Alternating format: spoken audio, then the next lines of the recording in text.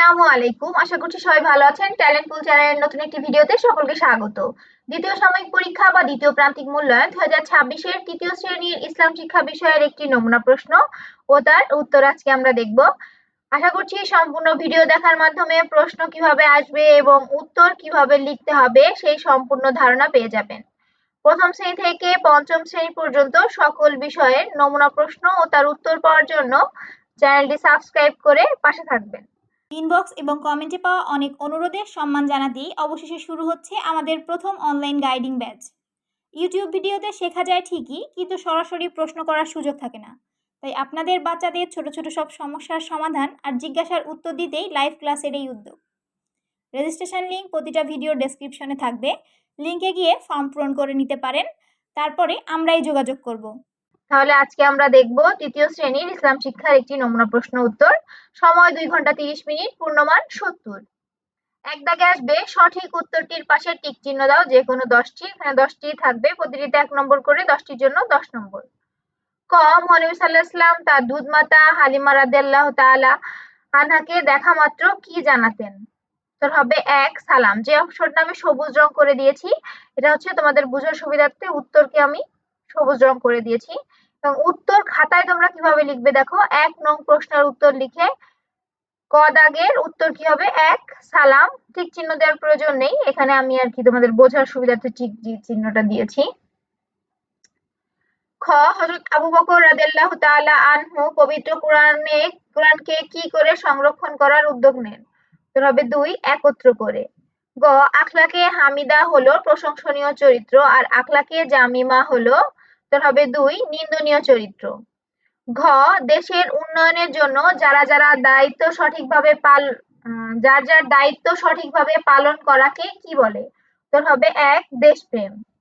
ও, হযরত আবু বকর রাদিয়াল্লাহু তাআলা আনহাকে এর চরিত্র থেকে আমরা কোনটি শিখতে পারি? উত্তর হবে 2, দানের ক্ষেত্রে গোপনীয়তা বজায় রাখা।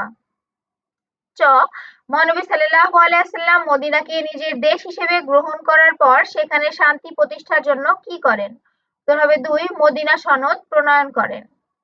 ছ, আমি সঠিক কাজ করলে সহযোগিতা করবেন এবং বিপথগামী হলে সতর্ক করবেন, এ কথা কে বলেছিলেন? উত্তর হবে 1, হযরত আবু বকর রাদিয়াল্লাহু তাআলা আনহু। বর্গীয় জ, এক ব্যক্তি মসজিদে এসে অসাবধানবশত নোংরা করে ফেললে তুমি মুহাম্মদ সাল্লাল্লাহু আলাইহি ওয়াসাল্লামের আদর্শ অনুযায়ী কি করবে? উত্তর হবে 2, লোকটির উপর রাগ না করে নরম সুরে বোঝাবো এবং জায়গাটি পরিষ্কার করে দিব। ঝ, তোমার শ্রেণীর একজন সহপাঠী খেলার সময় হেরে গিয়ে মানসিকভাবে ভেঙে পড়েছে। এ অবস্থায় তুমি তাকে সান্ত্বনা দিলে। তোমার এই কাজটি নিচের কোনটির অন্তর্ভুক্ত? উত্তর হবে 2, সহমর্মিতা। ইও, হযরত আবু বকর রাদিয়াল্লাহু তাআলা আনহু তাবুক যুদ্ধের সময় তার সমস্ত সম্পদ ইসলামের সেবায় দান করেছিলেন। তার এই সিদ্ধান্ত থেকে ইসলামের প্রতি তার ভালোবাসার গভীরতা কিভাবে মূল্যায়ন করব? তবে 2, তিনি নিজের চেয়ে ইসলাম ও নবীজির আদেশকে বেশি প্রাধান্য দিয়েছিলেন। তাহলে 1 নং প্রশ্নের উত্তর লিখে ক, খ, গ লিখে যে অপশনটা শুধু উত্তর হবে ওটাই উত্তরপত্র খাতায় তোমরা লিখে দিবে। 2 দাগে আসবে শূন্যস্থান পূরণ করো। এখানে 5টি শূন্যস্থান, প্রতিটিতে 1 নম্বর করে, 5টির জন্য থাকছে 5 নম্বর। ক, মহানবী সাল্লাল্লাহু আলাইহি ওয়াসাল্লামের মধুর কথায় সবাই ড্যাশ হতো? উত্তর হবে মুগ্ধ হতো। খ, সহমর্মিতার মাধ্যমে অসহায় মানুষের সমস্যার ড্যাশ হয়, সমাধান হয়। গ, মহানবী সাল্লাল্লাহু আলাইহি ওয়াসাল্লাম বলেছেন পৃথিবীতে যারা রয়েছে তোমরা তাদের প্রতি দয়ালু হও। ঘ, মহানবী সাল্লাল্লাহু আলাইহি ওয়াসাল্লামের নিজের জন্মভূমি ড্যাশকে ভালোবাসতেন, মক্কাকে ভালোবাসতেন। ও, হযরত আবু বকর রাদিয়াল্লাহু তাআলা আনহু ছিলেন দানশীল, দয়ালু ও ধৈর্যশীল মানুষ। তাহলে আমি যেভাবে লিখেছি এভাবে 2 নং প্রশ্নের উত্তর লিখে সম্পূর্ণ বাক্যটা এভাবে লিখে পূরণ করে দিবেন। 3 দাগে শুদ্ধ ও অশুদ্ধ নির্বাচন করো। অর্থাৎ যদি সঠিক তথ্য হয় তাহলে লিখবে শুদ্ধ, আর যদি মিথ্যা হয় তাহলে লিখবে অশুদ্ধ। এখানেও 5টির জন্য 5 নম্বর। 3 নং প্রশ্নের উত্তর। ক, উদারতা হলো অন্যের কথা, কাজ ও চিন্তা ভাবনার প্রতি সহনশীল হওয়া, এটা সঠিক, তাহলে এখানে লিখবো শুদ্ধ। এখানে পুরো বাক্যটা তোমাদের লেখার প্রয়োজন নেই, 3 নং প্রশ্নের উত্তর লিখে ক লিখে শুধু শুদ্ধ লিখে দিবে, ঠিক আছে? খ, মহানবী সাল্লাল্লাহু আলাইহি ওয়াসাল্লাম ভিন্ন ধর্মের লোকেদের প্রতি উদারতা দেখাননি, অশুদ্ধ। গ, হযরত আবু বকর রাদিয়াল্লাহু তাআলা আনহু অনুকূল ও অনুকরণীয় আদর্শের অধিকারী ছিলেন, শুদ্ধ। ঘ দেশপ্রেম প্রকাশের জন্য যুদ্ধ করার একমাত্র উপায় অশুদ্ধ।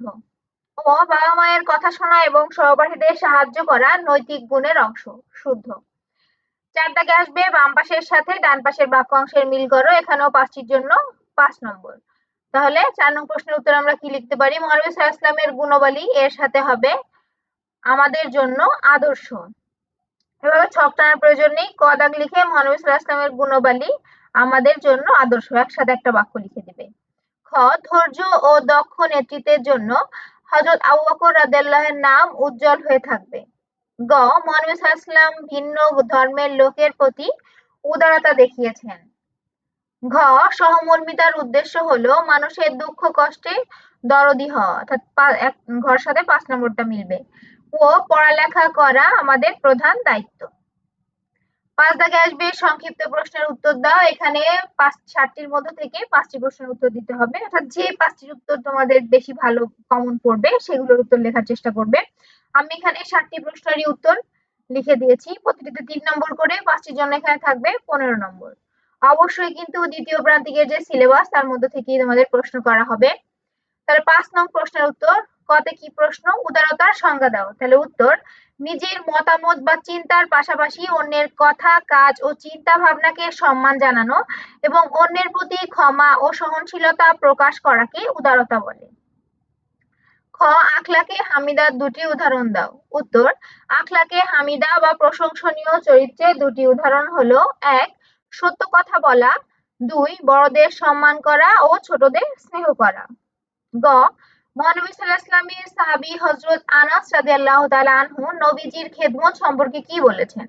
উত্তর হযরত আনাস রাদিয়াল্লাহু তাআলা আনহু বলেছেন, আমি দীর্ঘ ১০ বছর মহানবী সাল্লাল্লাহু আলাইহি ওয়াসাল্লামের খেদমত করেছি। এই সুদীর্ঘ সময়ে তিনি কখনো আমার উপর অসন্তুষ্ট হননি বা উফ শব্দটি বলেননি। ঘ কুরাইশরা মহানবী সাল্লাল্লাহু আলাইহি ওয়াসাল্লামকে কেন আল-আমিন বলে ডাকতো? উত্তর মহানবী সাল্লাল্লাহু আলাইহি ওয়াসাল্লাম শৈশব থেকেই অত্যন্ত সত্যবাদী, আমানতদার ও বিশ্বাসী ছিলেন এবং কখনো মিথ্যা বলতেন না বলে কুরাইশরা তাকে আল-আমিন বা বিশ্বাসী বলে ডাকতো। ও দেশপ্রেমে উদ্বুদ্ধ হয়ে আমাদের কি করা উচিত? উত্তর দেশপ্রেমে উদ্বুদ্ধ হয়ে আমাদের দেশের সম্পদ রক্ষা করা, সততার সাথে নিজ নিজ দায়িত্ব পালন করা এবং দেশের মানুষের কল্যাণে কাজ করা উচিত। চ কোনো সমস্যা দেখলে তুমি কিভাবে হযরত আবু বকর রাদিয়াল্লাহু তাআলা আনহু এর আদর্শ অনুযায়ী ধৈর্য ও মনোবল বজায় রাখবে? উত্তর যেকোনো কঠিন সমস্যায় বিচলিত না হয়ে আল্লাহর উপর ভরসা রাখবো, শান্ত থেকে চিন্তা করব এবং ধৈর্য সহকারে সমস্যার সঠিক সমাধানের চেষ্টা করব।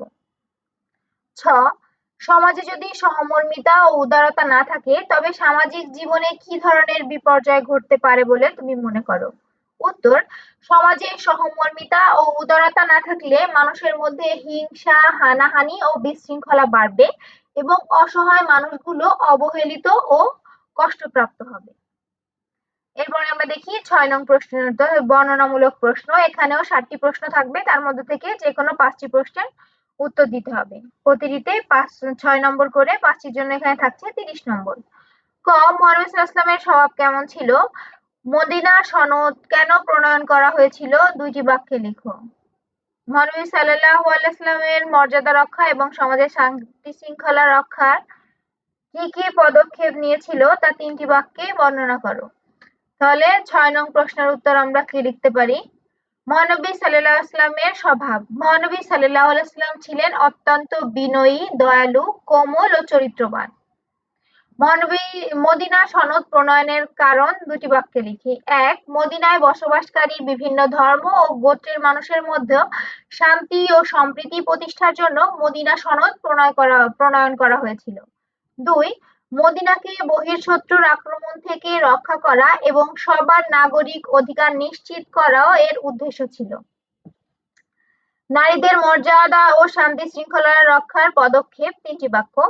১ মহানবী সাল্লাল্লাহু আলাইহি ওয়াসাল্লাম কন্যা সন্তানকে জীবন্ত কবর দেওয়ার কুপ্রথা বন্ধ করেন এবং নারীদের মা ও কন্যা রূপে যথাযথ অধিকার দেন। ২ তিনি ঘোষণা করেন যে মায়ের পায়ের নিচে সন্তানের বেহেশত। যা সমাজের নারীদের মর্যাদা বৃদ্ধি করেন। ৩. তিনি মদিনা সনদের মাধ্যমে মারামারি ও হিংসা বিদ্বেষ বন্ধ করে সমাজে স্থায়ী শান্তি শৃঙ্খলা স্থাপন করেন। খদালি কি প্রশ্ন দিয়েছে দেখো, খলিফা নির্বাচনের পর হযরত আবু বকর রাদিয়াল্লাহু তাআলা আনহুর উপস্থিত হয়ে মানুষের উদ্দেশ্যে কি বলেছিলেন? তার জীবনে এই উক্তি থেকে একজন নেতার কি কি গুণ প্রকাশিত হয় তার ৩টি বাক্য লিখো। উত্তর, আবু বকর রাদিয়াল্লাহু তাআলা আনহু-এর উক্তি। খলিফা নির্বাচনের পর হযরত আবু বকর রাদিয়াল্লাহু তাআলা আনহু বলেছিলেন, হে মানব সকল, আমাকে আপনাদের শাসক বানানো হয়েছে, অথচ আমি আপনাদের মধ্যে সর্বশ্রেষ্ঠ নই। আমি যদি সঠিক কাজ করি তবে আমাকে সহযোগিতা করবেন, আর যদি বিপথগামী হই তবে আমাকে সতর্ক করবেন। নেতার গুণাবলী ৩টি বাক্য। ১. এই উক্তি থেকে একজন নেতার চরম বিনয় ও নিরহংকারের স্বভাবের প্রকাশ ঘটে। ২. নেতার মধ্যে জনগণের মতামতের প্রতি শ্রদ্ধা ও গঠনমূলক সমালোচনা মেনে নেওয়ার মানসিকতা প্রকাশিত হয়। ৩. এতে দেখা যায় যে একজন আদর্শ নেতা নিজেকে সবার ওপর ভাবেন না, বরং নিজেকে জনগণের সেবক হিসেবে নিজের দায়িত্ব পালন করেন।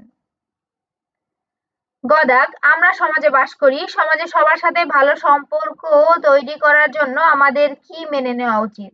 নৈতিক ও মানবিক গুণাবলীর পরিচয় দিয়ে একটি ছক বা তালিকা তৈরি করো, যেখানে 4টি ভালো গুণ ও 4টি মন্দ গুণ উল্লেখ করো। আমরা কেন বড়দের শ্রদ্ধা করব?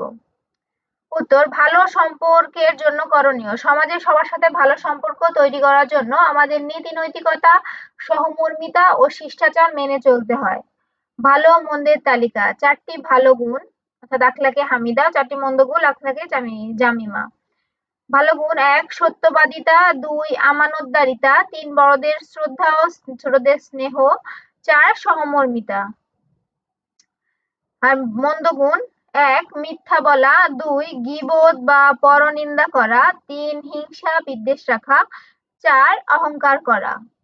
বড়দের শ্রদ্ধা করার কারণ: বড়রা আমাদের অভিভাবক, শিক্ষক ও শুভাকাঙ্ক্ষী। তাদের অভিজ্ঞতা আমাদের সঠিক পথ দেখায় এবং তাদের শ্রদ্ধা করা মহানবী সাল্লাল্লাহু আলাইহি ওয়াসাল্লামের সুন্নাত। ঘ. উদ্দীপকে হাদীসটি কোন গুণের নির্দেশ দেয়? হযরত ওমর রাদিয়াল্লাহু তাআলা আনহু এক রাতে মদিনার লোকালয়ে বের হয়ে একটি ক্ষুধার্ত পরিবারের জন্য কি করেছিলেন? সংক্ষেপে লিখো। এই ঘটনা থেকে আমরা কি শিক্ষা পাই তা 2টি বাক্যে লিখো। উত্তর, গুণের নির্দেশ: ঘটনাটি সহমর্মিতা ও প্রজাহিতৈষণা বা দায়িত্বশীলতা গুণের নির্দেশ দেয়। হযরত ওমর রাদিয়াল্লাহু তাআলা আনহু এর ভূমিকা। হযরত ওমর রাদিয়াল্লাহু তাআলা আনহু এক রাতে ছদ্মবেশে বের হয়ে দেখেন এক নারী হাঁড়িতে পানি ফুটিয়ে কান্নারত বাচ্চাদের ভুলিয়ে রাখার চেষ্টা করছেন। এই দৃশ্য দেখে খলিফা ওমর রাদিয়াল্লাহু তাআলা আনহু দ্রুত বাইতুল মাল বা সরকারি কোষাগার থেকে নিজের পিঠে আটা, ঘি ও খাবার বহন করে এনে নিজের হাতে রান্না করে ক্ষুধার্ত শিশুদেরকে খাইয়েছিলেন। শিক্ষণীয় দিক 2টি বাক্য। ১. শাসকের উচিত জনগণের দুঃখ কষ্টের খবর রাখা এবং সরাসরি সমাধানের চেষ্টা করা। ২. অসহায় ও ক্ষুধার্ত মানুষের বিপদে নিজের সুবিধাকে তোয়াক্কা না করে সরাসরি সাহায্যে এগিয়ে দেওয়া উচিত। ও জনৈক সাহাবীকে এক ব্যক্তি ছাগলের মাথা হাদিয়া দেওয়ার পর কি ঘটনা ঘটেছিল তা সংক্ষেপে নিজের ভাষায় লেখো। এই ঘটনা থেকে আমাদের দৈনন্দিন জীবনের শিক্ষণীয় 3টি দিক উল্লেখ করো। ঘটনার বিবরণ: এক দরিদ্র সাহাবীকে এক ব্যক্তি ভালোবাসার নিদর্শন স্বরূপ একটি ছাগল রান্না করা মাথা হাদিয়া দেন, কিন্তু সেই সাহাবী চিন্তা করলেন তার প্রতিবেশী তার চেয়েও বেশি অভাবী, তাই তিনি মাথাটি সেই প্রতিবেশীকে পাঠিয়ে দেন। দ্বিতীয় প্রতিবেশীও একইভাবে সেটি অন্য এক অভাবী প্রতিবেশীর কাছে পাঠান। এভাবে ঘুরতে ঘুরতে ছাগলের মাথাটি 7টি বাড়ি অতিক্রম করে আবার প্রথম সাহাবীর কাছেই ফিরে আসে। 3টি শিক্ষণীয় দিক: ১. নিজের চেয়ে অন্যের প্রয়োজনকে বেশি গুরুত্ব দেওয়া। ২. প্রতিবেশীর প্রতি খেয়াল রাখা ও পারস্পরিক ভালোবাসা বৃদ্ধি করা। ৩. সামান্য সম্পদ হলেও তা অন্যের সাথে ভাগ করে নেওয়ার মানসিকতা তৈরি করা। মুক্তিযোদ্ধাদের প্রতি আমাদের প্রধান দায়িত্ব কি? একজন আদর্শ দেশপ্রেমিক হওয়ার জন্য দেশের কল্যাণে কি কি করা উচিত বলে তুমি মনে করো? ৩টি বাক্যে লিখো। প্রকৃতি ও জীবজগতের প্রতি ভালোবাসা প্রকাশ করাও কি দেশপ্রেমের অংশ? ২টি বাক্যে লিখো। উত্তর: মুক্তিযোদ্ধাদের প্রতি প্রধান দায়িত্ব তাদের যথাযথ সম্মান প্রদর্শন করা, স্মরণ করা এবং তাদের স্মৃতি ও আদর্শকে ধরে রাখা। দেশপ্রেমিক হওয়ার জন্য কাজ: ১. নিয়মিত ও সততার সাথে লেখাপড়া করে দেশের একজন সুনাগরিক হিসেবে গড়ে ওঠা। ২. জাতীয় সম্পদ যেমন বিদ্যুৎ, পানি, গ্যাস ও সরকারি সম্পত্তি অপচয় না করা ও রক্ষা করা। ৩. দেশের আইন শৃঙ্খলা ও নিয়ম কানুন মেনে চলা। প্রকৃতি ও জীবজগতের প্রতি ভালোবাসা, ২টি বাক্য। ১. হ্যাঁ, প্রকৃতি ও জীবজগতের প্রতি ভালোবাসা প্রকাশ করাও দেশপ্রেমের অংশ। কারণ পরিবেশ ও পশু-পাখি আমাদের দেশেরই অনন্য সম্পদ। ২. গাছপালা রোপণ ও পশু-পাখির যত্ন নিলে দেশের পরিবেশ সুন্দর থাকে, যা দেশপ্রেমেরই বহিঃপ্রকাশ। ৬. সহমর্মিতার মাধ্যমে অসহায় মানুষের সমস্যার সমাধান হয়। উক্তিটি ৩টি উদাহরণ দাও। বিদ্যালয়ে তোমার কোনো সহপাঠী কোনো কারণে কষ্ট পেলে তুমি কিভাবে তার প্রতি সহমর্মিতা প্রকাশ করবে তার ৩টি উপায় লিখো। উক্তিটির ৩টি উদাহরণ: ১. কোনো গরিব বা ক্ষুধার্ত মানুষকে খাবার কিনে দিলে তার ক্ষুধা নিবারণ হয়। ২. কোনো বন্ধু বা প্রতিবেশী অসুস্থতায় তার পাশে দাঁড়ালে, ডাক্তারের কাছে নিয়ে গেলে সে মানসিক শান্তি পায়। ৩. প্রাকৃতিক দুর্যোগের সময় ক্ষতিগ্রস্ত মানুষের পাশে পোশাক ও ত্রাণ বিতরণ করলে তাদের দুঃখ লাঘব হয়। সহপাঠীদের প্রতি সহমর্মিতা প্রকাশের ৩টি উপায়: ১. সহপাঠীর পাশে বসে শান্ত কণ্ঠে তার কষ্টের কথা শুনবো এবং তাকে সান্ত্বনা দিব। ২. যদি তার পড়াশোনা বা কলম খাতার অভাব হয়, তবে নিজের জিনিস শেয়ার করে তাকে সাহায্য করব। ৩. সে অসুস্থ হলে শিক্ষকের কাছে জানিয়ে তার প্রাথমিক চিকিৎসার ব্যবস্থা করব বা তাকে বাড়ি পৌঁছে দিতে সাহায্য করব। তো এই হচ্ছে ৩য় শ্রেণী ২য় প্রান্তিকের ইসলাম শিক্ষা বিষয়ের একটি নমুনা প্রশ্ন ও তার উত্তর। আশা করছি সম্পূর্ণ ভিডিও দেখেছেন এবং তারপরেও কারো যদি কোথাও বুঝতে অসুবিধা হয় অবশ্যই কমেন্ট করে জানাবেন। প্রথম শ্রেণী থেকে পঞ্চম শ্রেণী পর্যন্ত সকল বিষয়ের সকল নমুনা প্রশ্ন ও তার উত্তর পাওয়ার জন্য চ্যানেলটি সাবস্ক্রাইব করে পাশে থাকবেন। আজ এই পর্যন্তই। আল্লাহ হাফেজ।